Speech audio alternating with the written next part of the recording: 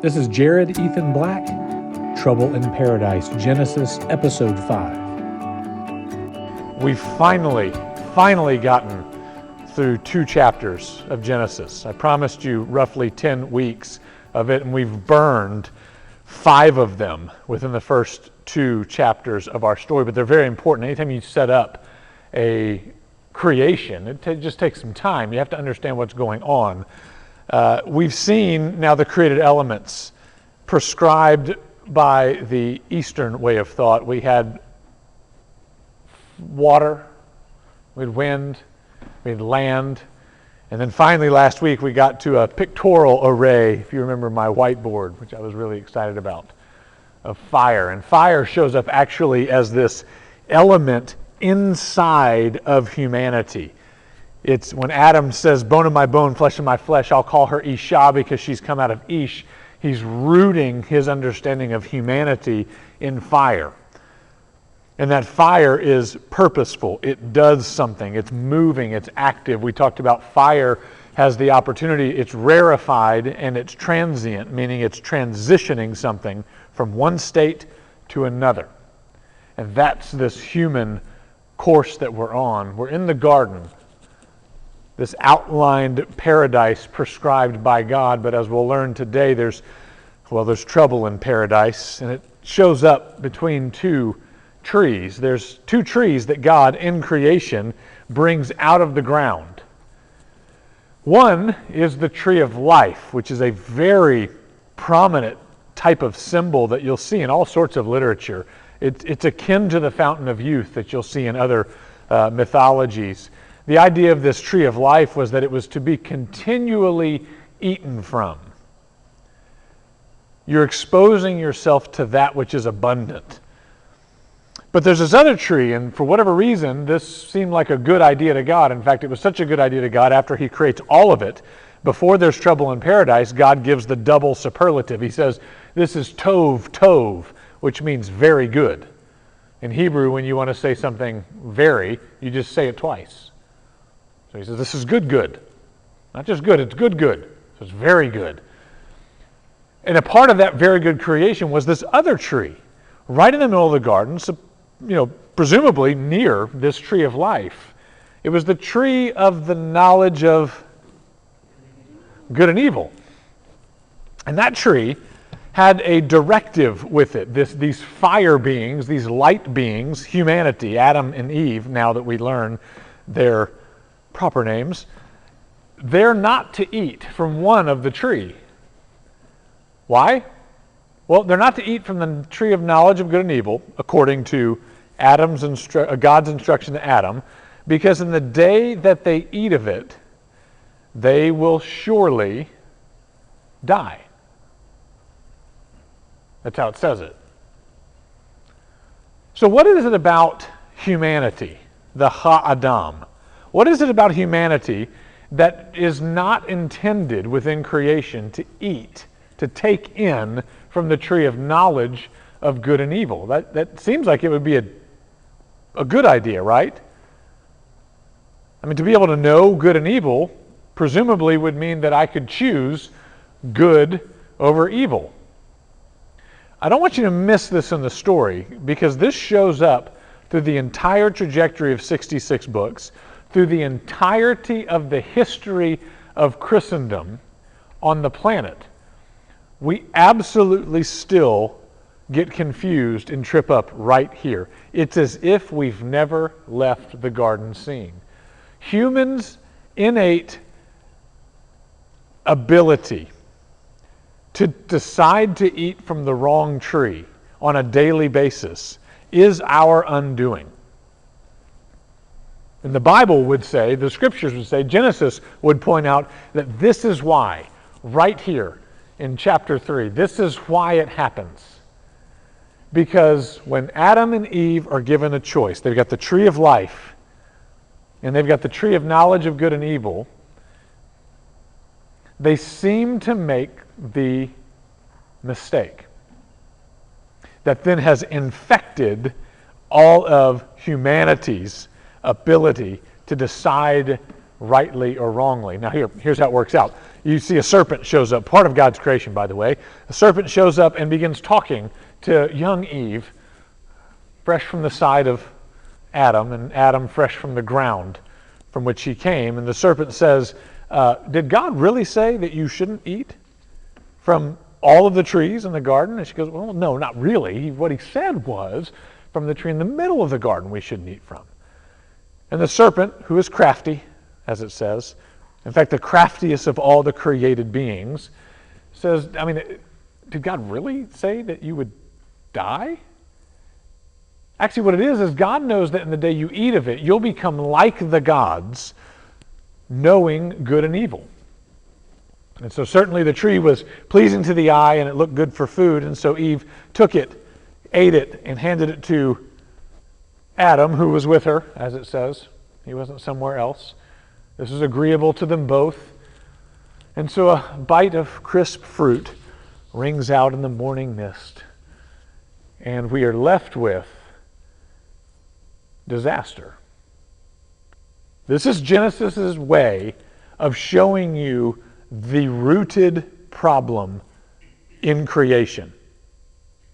It's just two naked people eating from a tree, right? On one hand, but on the other, like any good mythos, it tells you in an instant a foundational reality that influences us all. And it's right here. There's two trees in life. There's two trees. There still are only two trees.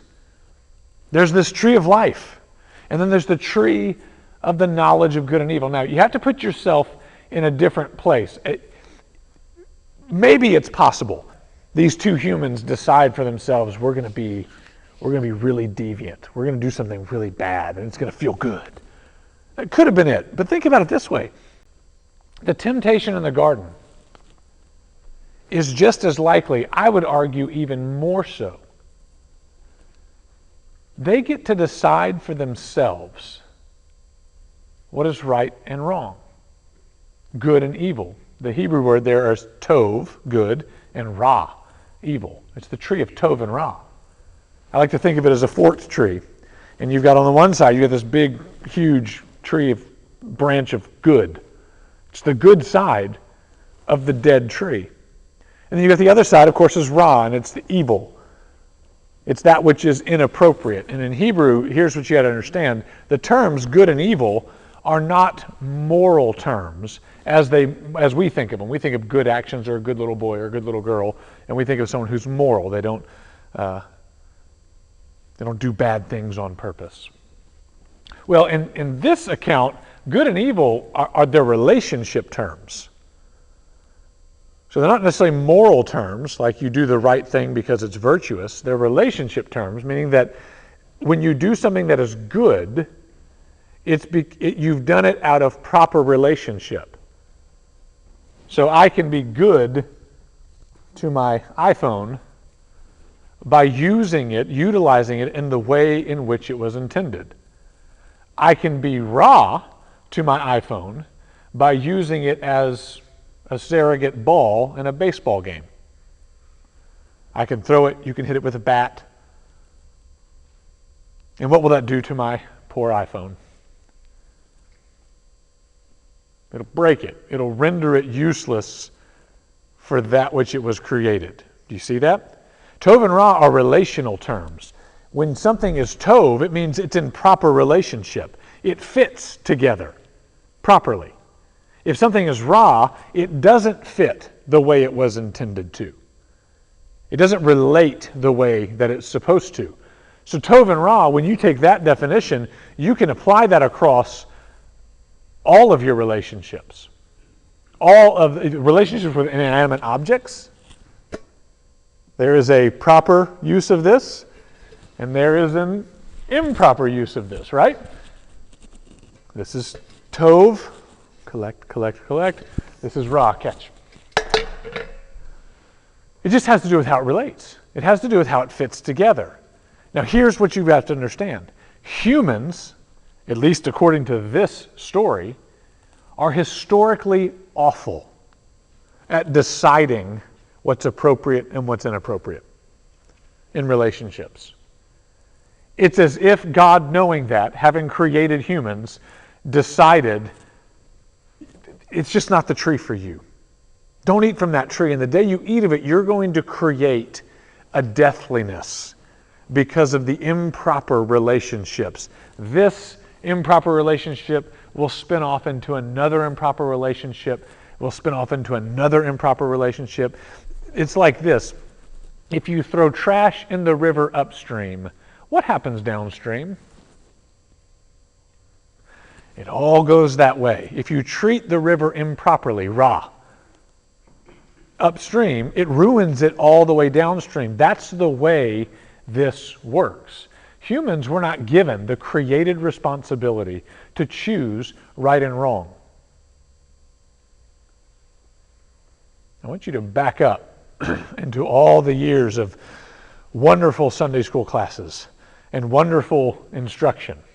So much of how we instruct each other is right and wrong, right and wrong, right and wrong, right and wrong. But you want to know how we're optimally wired? You want to know how we are best made? Is never to choose right and wrong for ourselves. All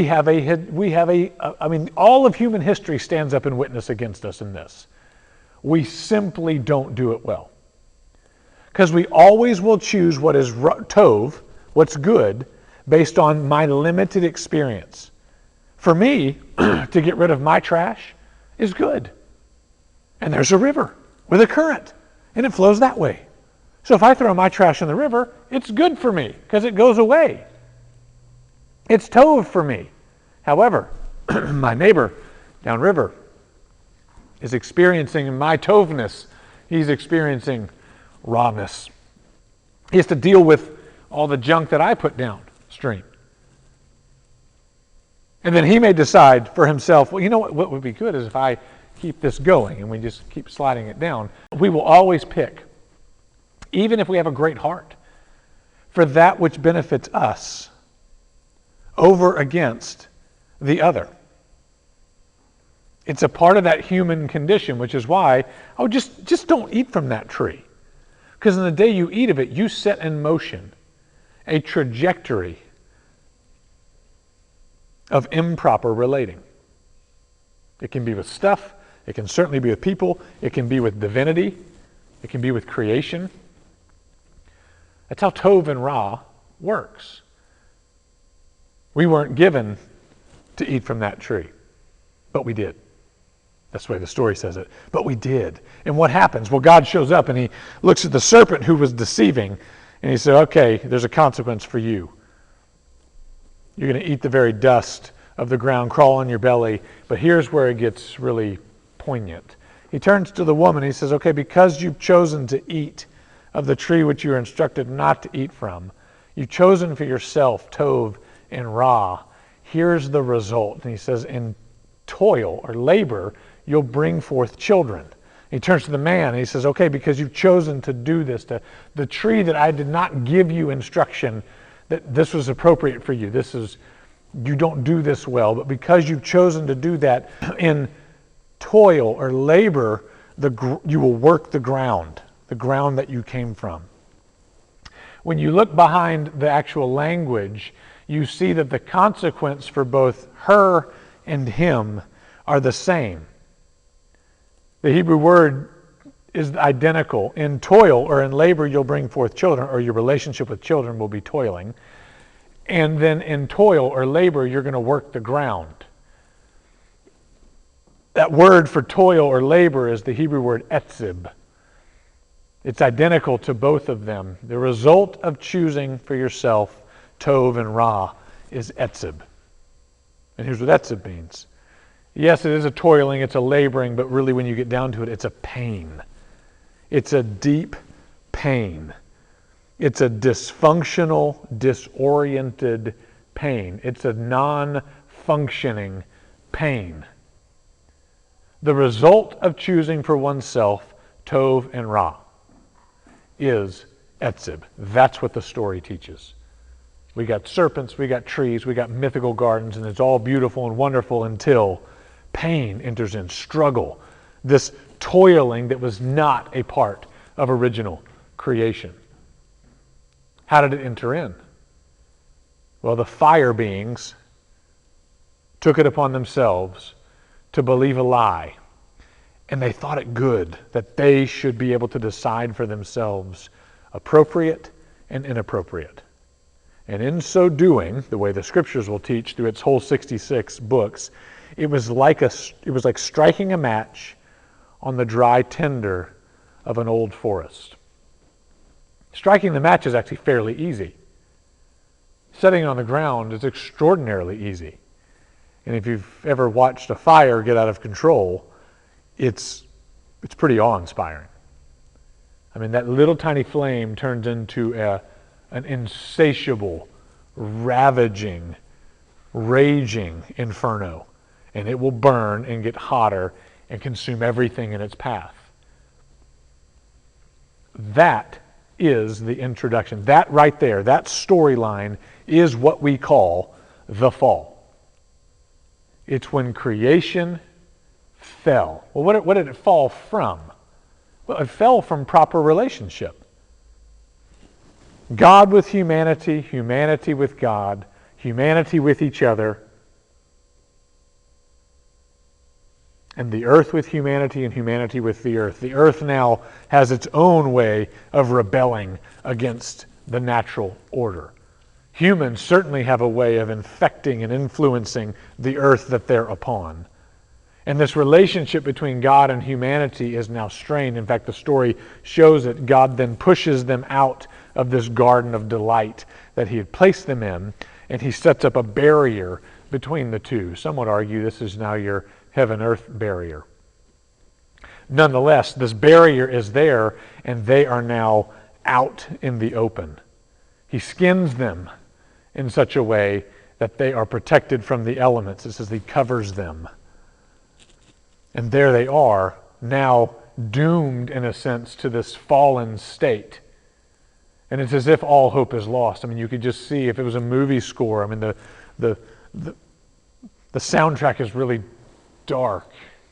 It's deep tones, and you've got the cinematography. It's all, the lighting it's dim. It's as if hope is gone. And what is God to do with the crown of his creation, his Zelim, right? His Etzib, that which he created to image him? What is he to do when that very image now images itself beyond God? It's as if they choose only themselves continually. In fact, we're going to read that in the storyline as we pick up speed. But right here is what you've got to catch. There's two trees. There's the tree of life. I want you to remember it, because when we get to Revelation in the spring, this image pops back up. There's a tree of knowledge of good and evil, and it's a tree that really we're not supposed to eat from, even now.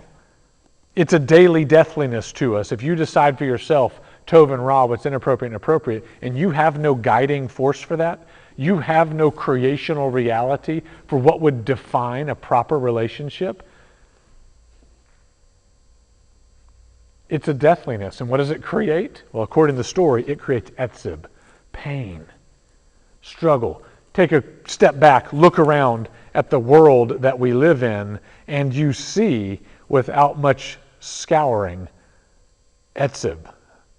There's pain everywhere, deep internal real pain for people, deep pain, fractured relationships within families, fractured relationships within culture, fractured relationships between nations, a fracturing of relationship between the haves and the have-nots, fractured relationships all around with how we participate on the green-blue ball. What is polluting and what isn't? What is a deathliness for the future generations and what isn't?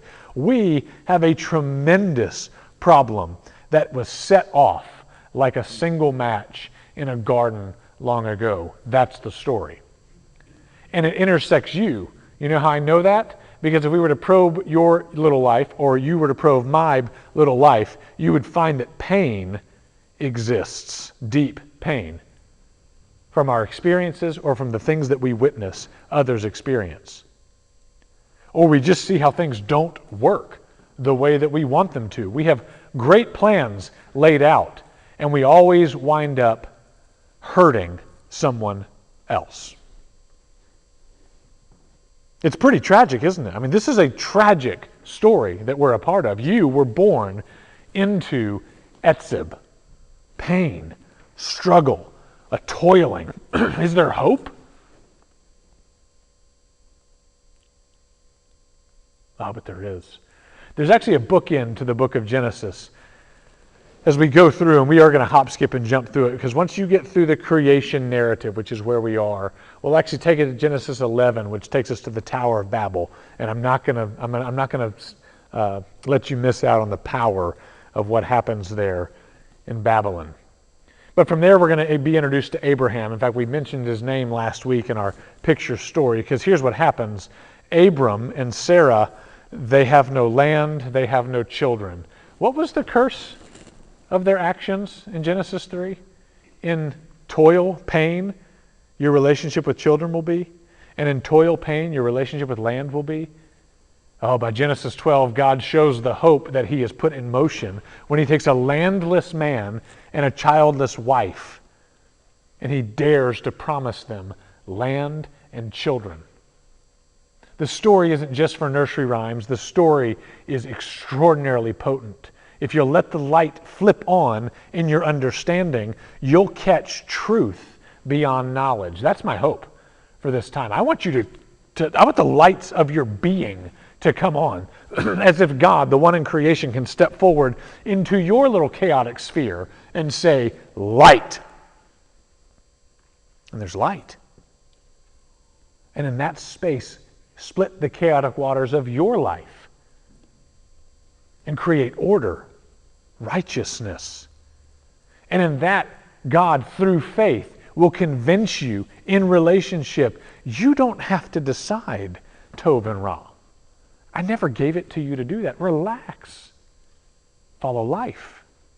And you will not walk in death.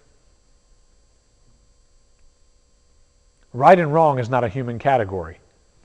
Oh, but we live in it, we thrive in it, we judge by it.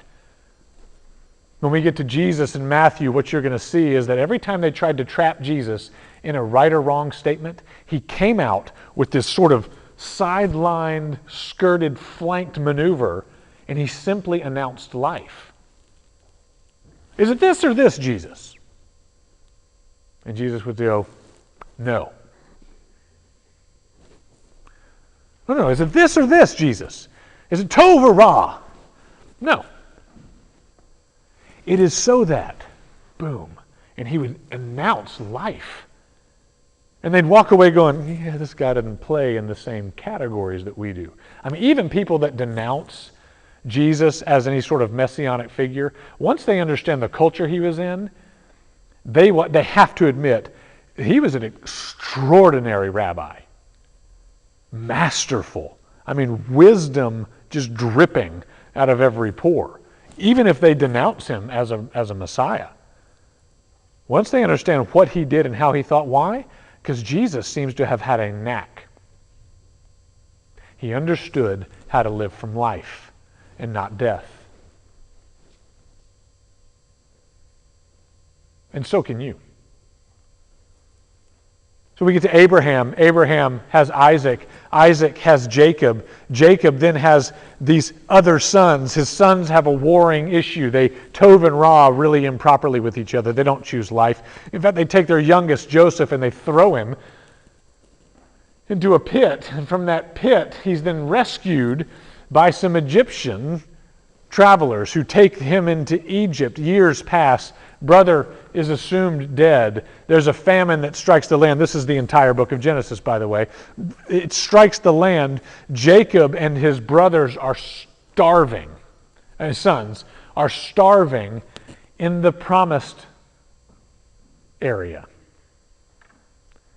And they must journey into Egypt, which has food. What they don't know is younger brother, who they treated with Ra, leaving him for dead. Younger brother has been made second in command of all of Egypt. They had no idea. And they show up begging for food. because they are dying. Their whole entourage of family, kids, grandkids, cousins, uncles, aunts, they all show up. Joseph knows them. They don't know Joseph. Joseph has a choice: life or death. Tov and Ra choice was easy. They screwed him over. He has the opportunity to do the exact same to them. But somewhere, deep down, Joseph chooses, eats from the other tree. He announces blessing to his family, primarily because of his dad. And he feeds them, and he equips them, and he lets them establish their livelihood yet again from the riches that he was able to acquire, even though they treated him with Ra. And the book of Genesis ends with this. It actually presents the hope that we think is lost in Genesis 3. Joseph says, he gets the last line. He gets to bring that conclusion where you're just like, oh, this is incredible. I hope you find time to read Genesis in one block, by the way. If you haven't done it yet, put it back in your to-do list, write it down in your planner. Go sit down and read the 50 chapters of Genesis. Read it like the book it is. It's not just scripture that you memorize 1, 2, and 3 verses kind of erratically and then pull them out like a dictionary when you need to find something for your life. No, read the story. That's what's going to give you the richness of it. When Joseph sits there in the presence of his brothers, he makes a pronouncement, a faithful, life-filled pronouncement. He says, no, you don't understand. All that you intended for Ra, God has made Tov. What is God to do when his Zelem, his image, faithfully and inappropriately, consistently eats from the wrong tree? How is God to handle this? What God calls Tov, we'll call Ra. What God calls Ra, we'll call Tov. He's got a tremendous dilemma. Except for the fact that we forget he's the creator God. He's the wind that splits the chaotic waters. It's as if God goes, well, okay, that's how we're going to play it. You know what I'm going to do?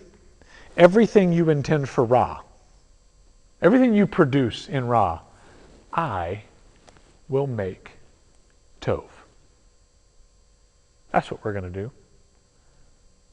So all the created error that we will produce by scaling the wrong tree, the death tree, it produces this string of deathliness that just reverberates. It's why it's not unusual to have an alcoholic great-great-grandfather who had an alcoholic great-grandfather who had an alcoholic father who had an alcoholic. Why? Because sin, etzib, pain, reverberates. It's the match in the forest. It must have something to stop it.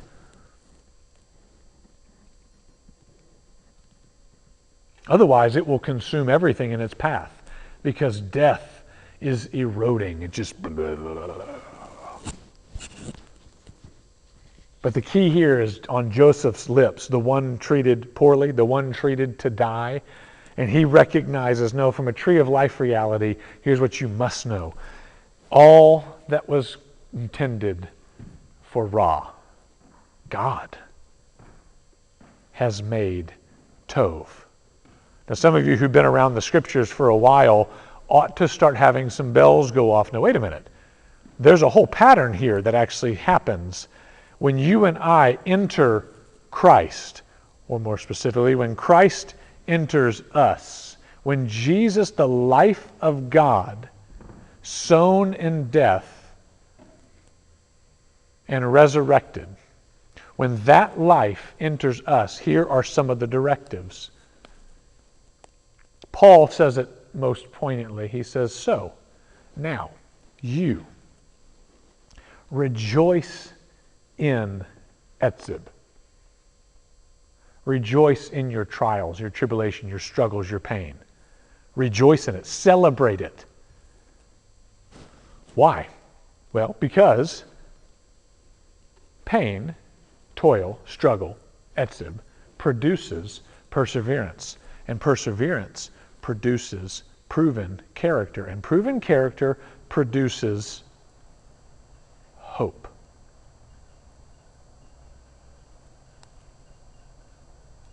Our God has a tremendous capacity for flipping on its head anything that comes out of the tree of knowledge of good and evil. By humanity's choice to choose for itself good and evil, it unleashes a deathliness on the planet, so much so that everything has fallen from its place. Angels, operations, nature, the cosmos itself darkens until a day of hope. And here's the wisdom of God and the mystery of God, is that God says, fine, we want to play with pain, do we? Then I will allow pain to produce in you the very hope that was lost in Genesis 3. So that you can rejoice in it. When you hit an area of pain, Paul says, celebrate it. Rejoice. Knowing that that pain, that etzib, produces in you something. It starts to go to work by God's design now. It'll produce in you perseverance, proving character, and hope. And then here's what it says in hope. Hope does not disappoint, because the love of God has been poured out within our hearts through the Holy Spirit who was given to us. That little power-packed phrase of Revelation should become clearer and clearer, more light and more light in the weeks we have together. In fact, that's my prayer for you and me. Jesus says it this way, taking upon him the understanding that humanity's deepest fallible moment is this daily interaction with the wrong tree. But the choice to choose to eat from the tree of life is always before us. But Jesus says this, he says, in this world, you're going to have tribulation. I want you to think etzib, pain, struggle, toil. In this world, you'll have tribulation. You're not getting out of it. And he says this, but take heart. I have overcome the world. To be an overcomer.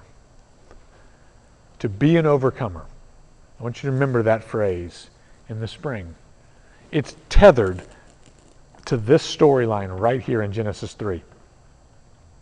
You and I are now called by God's design in the midst of a world with etzib, pain and struggle, resulting from our desire, our need, our insatiable capacity to want to keep eating from the wrong tree and getting the same result, death, deathliness. We cycle. That's why you can read history and then watch history repeat itself.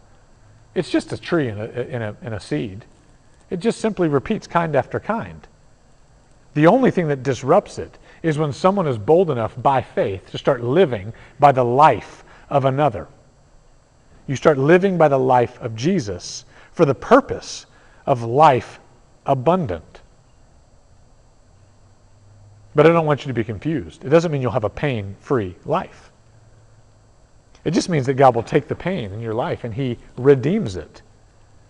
All that was intended for Ra, God makes good. And God will make all things good for those called according to his purpose. You know this. You've heard it. Now, by the grace of God, may you begin to live it in a new way. So, Father, take your word, plant it deep within us, and let it sprout. In Jesus' name, amen.